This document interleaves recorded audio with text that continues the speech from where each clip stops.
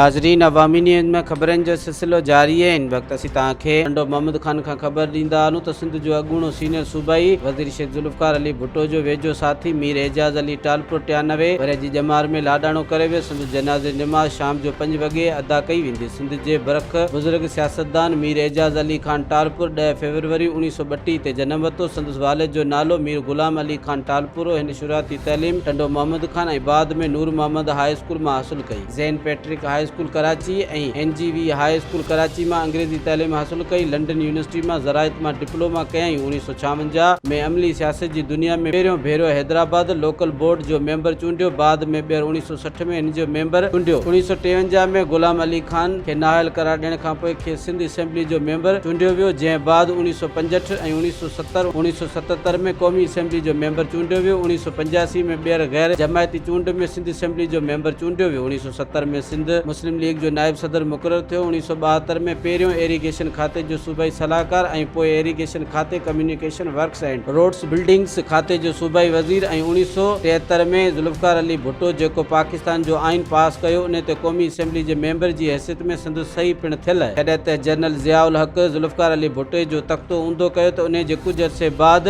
MR 1977 D तहरीक शुरू कई। जंहिं दौरान खेसि पहिरीं 2 महीना हैदराबाद सेंट्रल जेल ऐं बाद में 3 महीना बलूचिस्तान जे मच जेल में क़ैद कयो वियो। 1984 में खेसि प्लानिंग एंड डेवलपमेंट खाते जो सूबाई वज़ीर बणायो वियो। 1985 में खेसि फॉरेस्ट रोड्स बिल्डिंग्स खाते समेत सिंध जो सीनियर सूबाई वज़ीर बणायो वियो। जंहिं दौरान हिन सिंध जे वॾे वज़ीर गोश अली शाह जी बैरूनी दौरे सबबि कुझु अरसो सिंध जो क़ाइम मुक़रर वज़ीर आला पिणु रहियो। 1987 में local government and wild life खाते जो वज़ीर रहियो। 1987 में जॾहिं जनरल ज़ियाउल असेंबली टोड़ियो तॾहिं मोहम्मद ख़ान जुनैजी जी हुकूमत खे बरतरफ़ कयो वियो। उन खां पोइ खेसि ॿीहर रेवेन्यू सोशल वेलफेयर खाते जो वज़ीर बणायो वियो। 1987 में जनरल ज़िया जी मौत बाद जोड़ियल निगरान सेटअप में सिंध हुकूमत निगरान सूबाई वज़ीर मुक़रर थियो। सियासत जी दुनिया में मुसलसल मुतहरिक रहण ऐं वॾो असर सुरूख सबबि खेसि लाड़ जो शींहुं सॾियो वेंदो। अॼु 93 वरे जी ॼमार में हिन दम धणी हवाले कयो वियो आहे। मज़ीद खबरों और तफसीलात के लिए विजिट करें हमारी वेबसाइट www.awamiNewsHD.com।